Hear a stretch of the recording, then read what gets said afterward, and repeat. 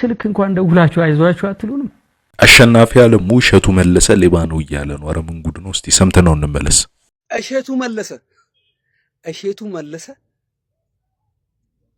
ምን እንደዘረፈ በዚህ ቪዲዮ እናጋልጣለን። የእሸቱ መለሰን አጠቃላይ ሁኔታ እዚህ እንዘረዝራለን። አንተ እሸቱ መለሰ አሜሪካ ለገዳማት ማሰባሰቢያ 1፣ ኳታር ለቤተ ክርስቲያን ገቢ ማሰባሰቢያ 2፣ ሶሊያና ኤሪያን እነዛ ሕፃናቶችን 3፣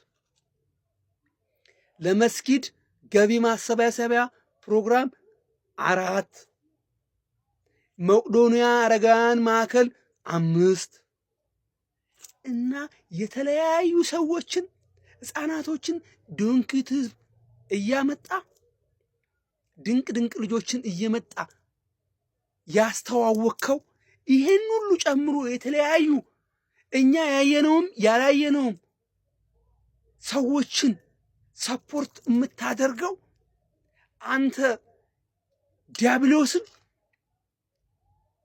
ሐሳቡንና ምክሩን ያፈረስክ ድንቅ ኢትዮጵያዊ በመሆን እንኮራባሃለን ወንድማችን። ከ60 በላይ ሰዎችን በስሬ ይተዳደራሉ። እነዚህ ሰዎች ደግሞ ቤተሰብ አላቸው እኮ ሊበተን ነው። እንደዚህ ቀን ከሌሊት ብዙ ሰዎችን ወደዚህ ሚዲያ አምጥቶ ያስተዋወቀ በተለይ ደግሞ ሶሊያናንና ሄራን አምጥተ እዚህ የእናትየዋን እንባ ያበስከው ምንስ ይብልሃ? ምንስ ኮሚሽን ከቤተ ክርስቲያን ይውሰዳ? ምንስ ያደርግ? ያላየነውን እንደው ያልሰማነውን እዚህ የሰውን አጽያት ማብዛት ምን የሚሉት ነው?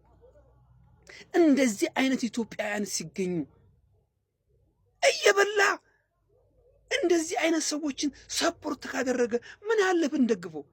ሆድ እኮ አለው፣ ቤተሰብ እኮ አለው፣ ስሜት አለው እኮ እንደ ሰው። ስናይ እኮ ነው መፍረድ ያለብን።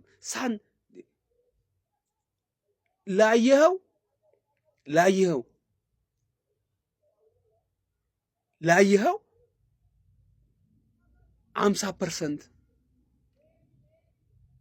ለሰማኸው 0%፣ ለሰራኸው 100% ነው የሚለው ኢቲክሱ።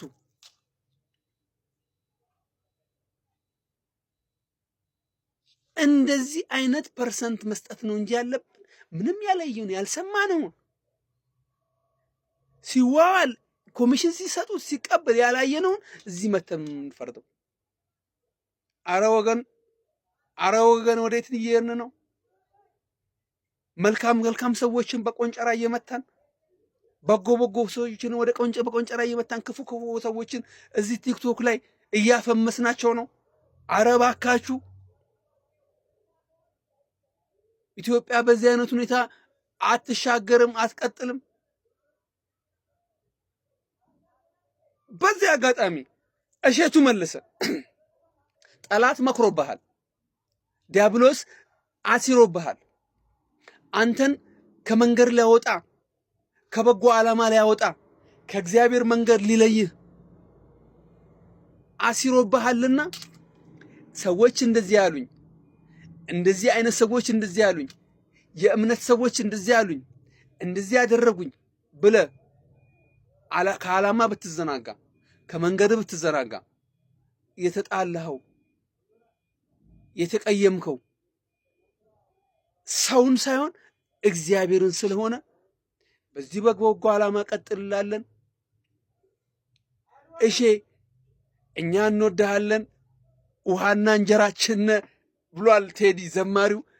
እሺ ውሃና እንጀራችን ምግባችን ነህ ስለዚህ እንወድሃለን። የአዳማ ኩሩ ልጅ ነህ። የአዳማ እንቁ ልጅ ነህ። ማን ነው በዚህ ያህል ደረጃ በዚህ ያህል ቅስበት እስከ ዓለም ተጽዕኖ የፈጠረ? አላየንም።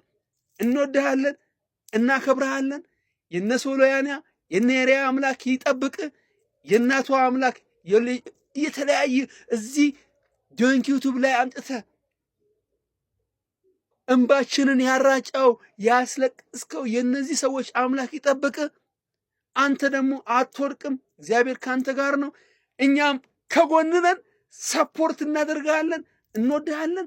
ሰላም ለኢትዮጵያ፣ ሰላም ለዓለም ሕዝብ፣ ሰላም ለፍጥረታት ይሁን እላለሁ።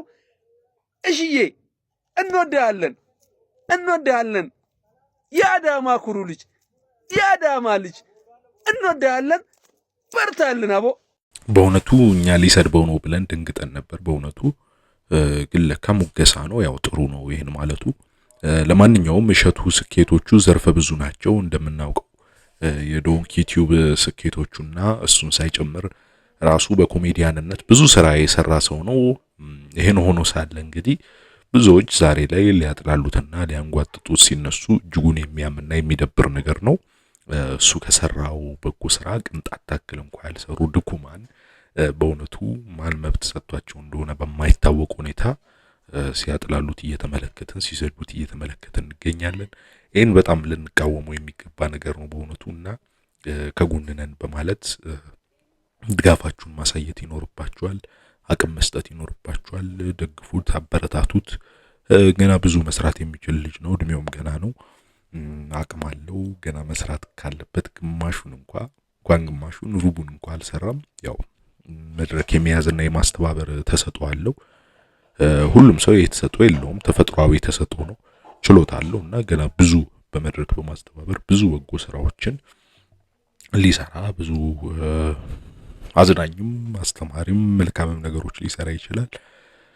ስለዚህ በቀላሉ የሚተካ ሰው አይደለም ማለት ነው። የተሰጥኦ ስላለ የተሰጥኦ ሲኖራችሁ በቀላሉ የምትተኩ አትሆኑም። ስለዚህ እሺ በርታ፣ ጀግን ማለት ያስፈልጋል።